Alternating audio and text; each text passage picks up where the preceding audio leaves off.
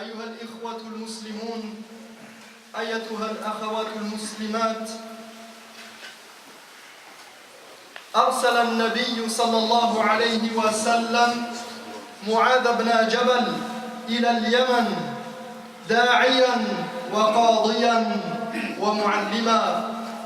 Le prophète sallallahu alayhi wa sallam a envoyé Mu'adh ibn Jabal au Yémen pour appeler à l'islam, pour établir la justice et enseigner les préceptes de l'islam.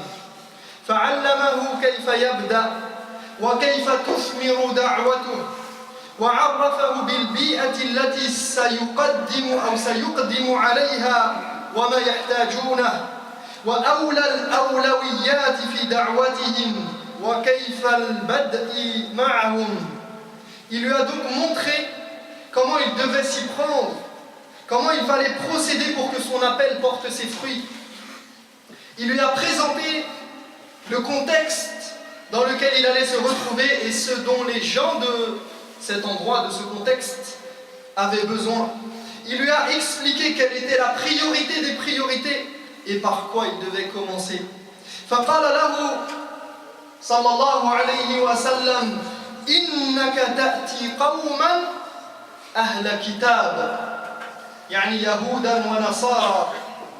Le prophète sallallahu alayhi wa sallam a donc dit à Mu'adh, tu vas te rendre chez un peuple qui fait partie des gens du livre. Tu vas te retrouver avec des juifs et des chrétiens. Tu vas te rendre chez un peuple qui fait partie des gens du livre. إنك تأتي قوما أهل كتاب فليكن أول ما تدعوهم إليه شهادة أن لا إله إلا الله وأني رسول الله. وفي رواية فليكن أول ما تدعوهم إليه أن يوحدوا الله. Tu vas te rendre chez un peuple qui fait partie des gens du livre. Conclusion, fais en sorte que la première chose à laquelle tu les appelles soit le témoignage qu'Allah est le seul à mériter le titre de divinité et que je suis le messager d'Allah. Dans une autre version, il lui dit, fais en sorte qu'il rende à Allah un culte exclusif. Fais en sorte qu'ils deviennent des monothéistes. فَإِنْهُمْ أَطَاعُوكَ لِذَلِكَ فَأَعْلِمْهُمْ أَنَّ اللَّهَ افْتَرَضَ عَلَيْهِمْ 5 صَلَوَاتٍ فِي كُلِّ يَوْمٍ وَلَيْلَةٍ. Deuxième étape, s'ils acceptent cela, s'ils te le concèdent, c'est-à-dire une fois qu'ils auront admis cette chose, enseigne-leur qu'Allah leur a imposé 5 prières par jour. فَإِنْهُمْ أَطَاعُوكَ لِذَلِكَ فَأَعْلِمْهُمْ أَنَّ اللَّهَ افْتَرَضَ عَلَيْهِمْ صَدَقَةً فِي أَمْوَالِهِمْ تُؤْخَذُ مِنْ أَغْنِيَائِهِمْ وَتُرَدُّ عَلَى فُقَرَائِهِمْ. Troisième étape, s'ils t'obéissent aussi sur ce point, il y a Mu'adh, toi qui vas te retrouver dans ce contexte, s'ils t'obéissent aussi sur ce point, informe-les qu'Allah leur a imposé une aumône sur leurs biens. Cette aumône sera prélevée sur les plus riches d'entre eux pour être redistribuée aux plus pauvres. فَإِنْهُمْ أَطَاعُوكَ لِذَلِكَ فَإِيَّاكَ وَكَرَائِمَ أَمْوَالِهِمْ وَاتَّقِ دَعْوَةَ الْمَظْلُومِ فَإِنَّهَا لَيْسَ بَيْنَهَا وَبَيْنَ اللَّهِ حِجَابٌ. S'ils se plient encore à cette exigence, garde-toi de toucher à leurs biens les plus précieux et gare à l'invocation de l'opprimé, car entre elle et Allah, il n'y a aucune barrière. النبي صلى الله عليه وسلم يعلمنا في هذا الحديث قاعدة مهمة، قاعدة عالية، وهي قاعدة ترتيب أولوياتنا في دعوتنا وفي حياتنا كلها. Le prophète sallallahu alayhi wa sallam nous enseigne ici une règle des plus importantes, une règle primordiale, c'est le sens des priorités. C'est de faire les choses dans l'ordre de nos priorités, qu'il s'agisse de l'appel à l'islam ou bien de notre vie quotidienne. في حياتنا تشغلنا أمور كثيرة والعاقل لا بد أن يرتب أموره فلربما لا يستطيع أن يأتي بأموره كلها جملة واحدة فإنه يأتي بالأولى والأهم قبل المهم. Dans notre quotidien, beaucoup de choses nous accaparent et prennent notre temps. Et une personne sensée sera forcée de se rendre à l'évidence qu'elle ne peut tout faire en même temps et qu'il lui faut donc classer ses affaires par ordre de priorité. Ainsi, elle donnera la priorité à ce qui est le plus important et le plus urgent et mettra naturellement de côté, en attente, les affaires de moindre importance. قال ابن حجر رحمه الله بدأ النبي صلى الله عليه وسلم بالأهم فالأهم وذلك من التلطف في الخطاب لأنه لو طالبهم بالجميع في أول مرة لم يأمن من النفرة. Ibn Hajar a commenté ce hadith en disant le prophète alayhi salatu wassalam a exposé les choses en allant du plus important au moins important. Et il nous dit, c'est un discours plein de tact, c'est un discours plein de sagesse, car s'il leur avait tout imposé d'un seul coup, cela aurait pu les faire fuir. فقواعد الشرع تدل على هذه القاعدة المهمة العظيمة ترتيب الأولويات. Ce principe qui est admis par toute personne sensée est également une règle importante prônée par l'islam. C'est le fait de faire les choses par ordre de priorité. ترتيب الأولويات في حياتنا مهم جدا علمنا إياه القرآن وعلمنا إياه النبي عليه الصلاة والسلام. Le classement par ordre de priorité dans notre vie quotidienne, dans chacune de nos affaires, est un principe fondamental pour le musulman. C'est un principe que le Coran nous a enseigné et que le prophète sallallahu alayhi wa sallam nous appelle et nous invite à mettre en pratique. إن من الأهمية البالغة لكل مسلم أن ينضبط عنده ميزان الأولويات بشكل منطقي وصحيح حتى لا يقدم المهم على الأهم أو يحرص على المفضول ويترك الفاضل كمن يحرص على أداء بعض النوافل والمستحبات ويفرط في أداء الفرائض والواجبات ويتساهل في فعل المحرمات. Il est essentiel que chaque musulman puisse évaluer les priorités le plus logiquement et le plus correctement possible, afin qu'il n'accorde pas aux choses plus d'importance qu'elles n'en ont en réalité, afin qu'il ne s'attache pas aux choses secondaires au détriment des choses plus importantes, afin qu'il ne se concentre pas sur l'accessoire au détriment de ce qui est capital, ou qu'il ne privilégie le moins bien au détriment du meilleur, comme celui qui s'évertue à faire des actes facultatifs et qui néglige les obligations ou qui est peu attentif aux interdits. Il fait des actes facultatifs surrogatoires qui ne lui ont pas été imposés, mais de l'autre côté, les obligations, il les néglige, il les met de côté, et les interdits, peu importe qu'il les fasse ou non. وكان ابن عمر رضي الله عنهما يقول لأهل العراق حينما سألوه عن حكم دم البعوضة ما أسألكم عن الصغيرة وأجرأكم على الكبيرة تقتلون الحسين ابن بنت رسول الله صلى الله عليه وسلم تسألون عن دم البعوضة. Regardez la sagesse d'Ibn Omar. Lorsqu'il avait été interpellé par les dissidents qui s'étaient réfugiés en Irak, et ces dissidents avaient questionné Ibn Omar pour son savoir, et il l'avait interrogé sur le statut en islam du sang du moustique. Et il leur a dit comment pouvez-vous être aussi avide de questions futiles et perpétrer aussi facilement des choses si graves? Vous tuez Al-Hussein, le petit-fils du prophète alayhi salatu wassalam, et vous osez m'interroger sur le sang du moustique?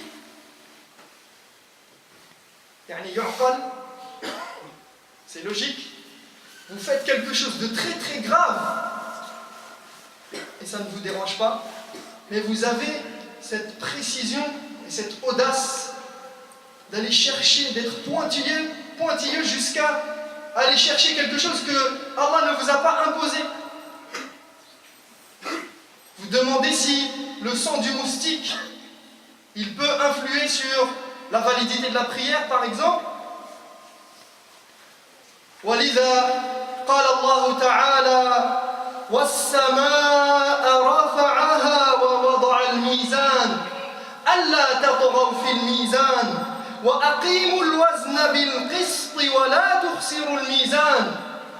C'est pourquoi Allah tabaraka wa ta'ala dit, en parlant de ce que lui-même, Ar-Rahman, a établi comme règle dans sa création, et il nous dit, il a élevé le ciel et établi la balance, il a établi la mesure, l'équilibre.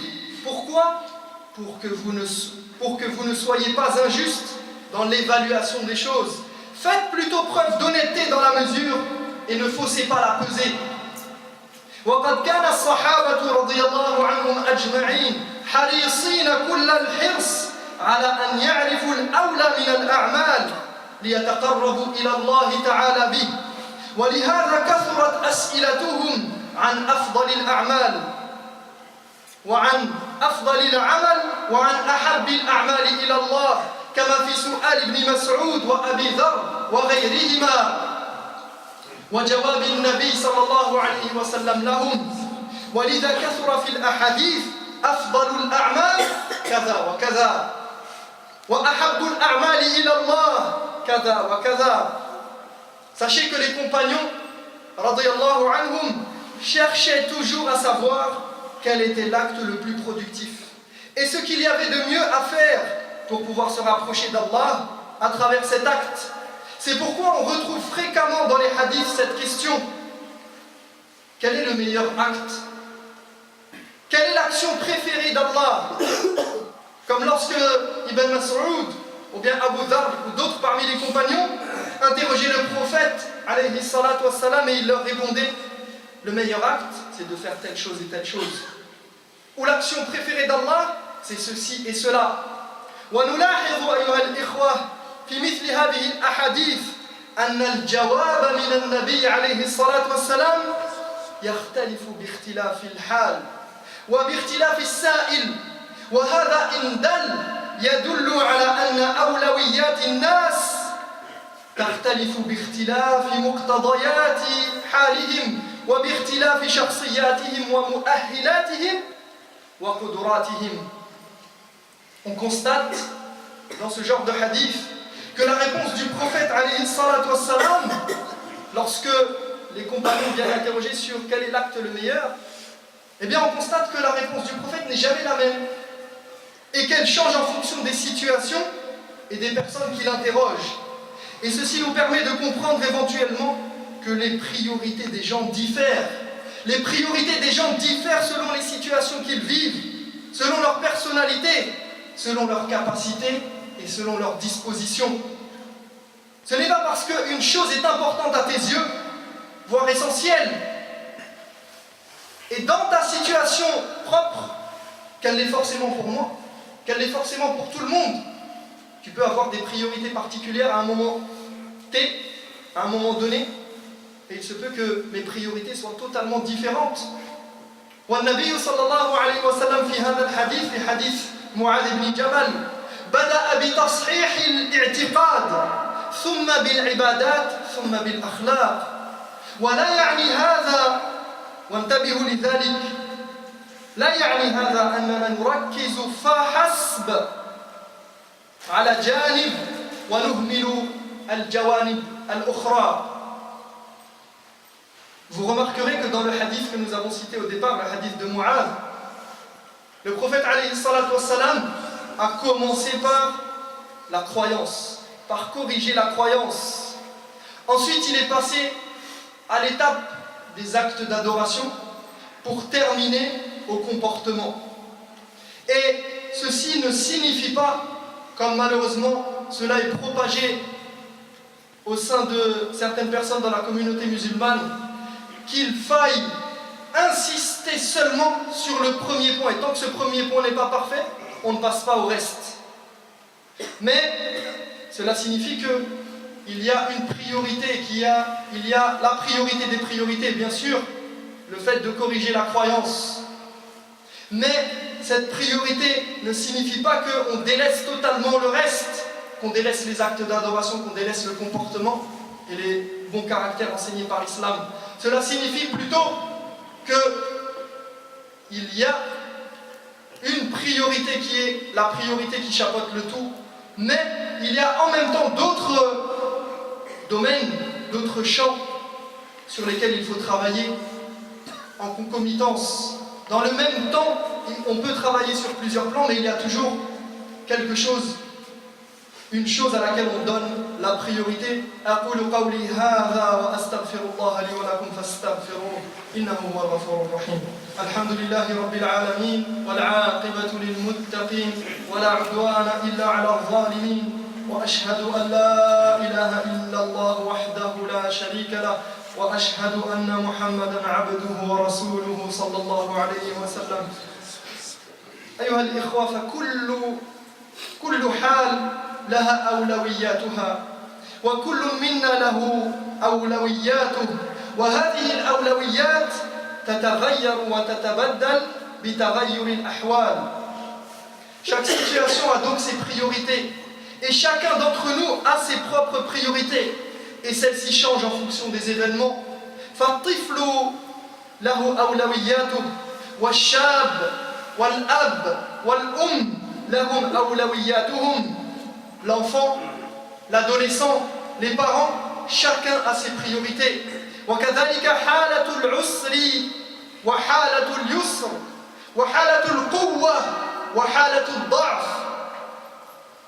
Celles-ci ne sont pas les mêmes pour celui qui vit une situation difficile, celui qui est en difficulté et celui qui ne l'est pas.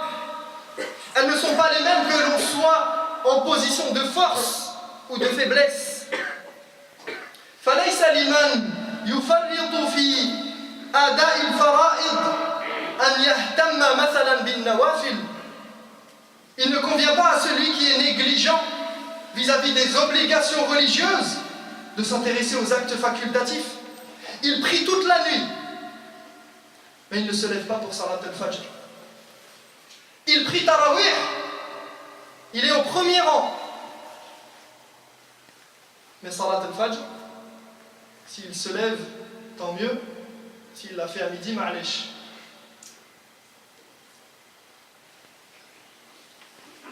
ليس لمن لا يفهم المسائل الصغيرة أن يتكلم في المسائل الكبيرة العظيمة والمبتدئ في الدين والذي ربما لا يتقن قراءة فاتحة الكتاب ليس له أن يهتم ويبحث في دقائق الأمور. Ce n'est pas normal que quelqu'un qui ne comprend pas les questions les plus simples s'autorise à parler de sujets les plus graves et les plus importants, des sujets qui requièrent de la sagesse et qui demandent une immense prudence. Comment quelqu'un qui commence à peine dans la religion, à peine son apprentissage, il ne connaît pas le B.A.B.A. de la religion, peut-être il ne lit même pas correctement le Fatiha. Comment peut-il se préoccuper de sujets très pointilleux? فَمِنْ حُسْنِ إِسْلَامِ الْمَرْءِ تَرْكُهُ مَا لَا يَعْنِيهِ. La bonne compréhension et l'application correcte de l'islam, comme nous l'enseigne le prophète alayhi salatu wassalam, il nous dit que la bonne compréhension de l'islam et la bonne application de l'islam, c'est de ne pas s'occuper de ce qui ne nous regarde pas. C'est de délaisser ce qui ne nous concerne pas. فمن الأهمية بمكان أن نراعي ونطبق في حياتنا هذا المبدأ العظيم على صعيد الأفراد وعلى صعيد المجتمعات. Nous devons absolument mettre en pratique ce principe dans notre vie, autant à l'échelle personnelle, à l'échelle des individus, qu'à l'échelle des sociétés. اعلموا أن العلماء يفرقون بين الضروريات والحاجيات والتحسينيات. Apprenez que les savants distinguent les actes. Ils ont des priorités. Ils mettent certains actes, ils ont estimé 3 niveaux principaux. Al-daruriyat, al-hajiyat, wa al-tahsiniyat. Il y a les choses indispensables. Ensuite, les choses nécessaires. Et ensuite, les choses accessoires. فلا يجوز العناية بالحاجيات إذا كانت تخل بالضروريات. ولا يجوز مراعاة التحسينيات إذا كان في ذلك إخلال بالضروريات والحاجيات. Ainsi, il n'est pas permis de négliger la priorité des priorités au profit d'une chose secondaire, même si elle reste importante. Il n'est pas permis de s'occuper de choses secondaires au détriment des choses primaires et primordiales et essentielles et fondamentales. Tu vois la personne, elle rentre en prière, toute sa prière, elle passe à regarder si ses pieds sont bien alignés, s'il a bien mis sa main droite sur sa main gauche, et si celui qui est à sa gauche et à sa droite prie correctement. Toute sa prière, elle passe là-dedans, et il ne sait même pas qu'il est en prière. Il a oublié qu'il est devant Allah Tabaraka wa Ta'ala. Tu vois quelqu'un aller éduquer toute la planète, mais ses enfants, Allahul Musta'an, il les a oubliés. Il veut aller faire le pèlerinage, mais il ne fait même pas salat. Il ne fait pas les 5 prières obligatoires, mais il veut aller faire le pèlerinage. Aïna tadhhab ya habibi. Tu veux aller faire quoi au pèlerinage? Du tourisme. Un autre s'imagine résoudre les grands conflits de ce monde, alors qu'il n'est même pas apte à participer aux petits problèmes de son quartier. Il veut résoudre tous les problèmes de la planète. Et quand tu regardes dans sa vie quotidienne, les choses les plus simples, ça le dépasse. Certains nous parlent du califat, alors qu'on n'est même pas capable de s'entendre sur une simple mosquée, sur une association. Allez voir les associations. Et je ne jette pas la pierre sur les associations ou les mosquées. C'est simplement une réalité. Chacun fait ses efforts. Mais on a des problèmes intrinsèques à la communauté, des guerres intestines à régler avant de nous parler de je ne sais quel projet illusoire. On s'occupe des défauts des autres et on oublie nos propres défauts. On regarde l'autre, comment il fait, comment il n'a pas fait, regarde ce qu'il a dit, ce qu'il n'a pas dit. Regarde le péché qu'il fait. Mais toi, tu as regardé tes péchés? Est-ce que c'est pas plus important pour toi? Est-ce que Allah, le jour du jugement, il va t'interroger sur les péchés des autres? Wala taziru waziratun wizra ukhra. Tu ne vas pas supporter le péché des autres. Mais toi, tes propres péchés, est-ce que tu as réglé tes péchés? Et est-ce que parfois il se peut que tu regardes le péché de l'autre comme énorme, alors que toi tu fais des choses?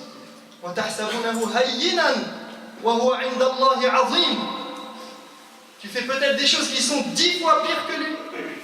Alors regarde d'abord tes propres défauts et occupe-toi de tes défauts. On s'occupe de nos apparences et on oublie nos cœurs. On s'occupe des gens et on oublie notre Seigneur. Donc chacun d'entre nous doit s'interroger sur les priorités qui le concernent et ne pas s'immiscer dans les affaires des autres. Nous devons savoir que nous ne pouvons pas tous avoir les mêmes objectifs, car nous n'avons pas tous les mêmes capacités, ni les mêmes manquements. Donc chacun a ses priorités, et il se peut même qu'on ait des priorités multiples, à différents niveaux, en même temps. Et une dernière chose, c'est que sur le plan de la Ummah, ce n'est pas n'importe qui détermine les priorités de la communauté tout entière, mais c'est bien les gens qu'on appelle Ahlul Aqd wal Hal, al-Ulama. Ce sont les savants, ce n'est pas toi et moi qui allons décréter et déterminer quelles sont les priorités principales de la communauté, surtout lorsque nous ne vivons pas certains contextes. Donc occupons-nous déjà de nous-mêmes, de chez nous, de la proximité, et à chacun de déterminer ses priorités. Barakallahu fikum wa barakallahu lakum. Allahumma khir lana warhamna wa tub alayna innaka antat tawwabur rahim.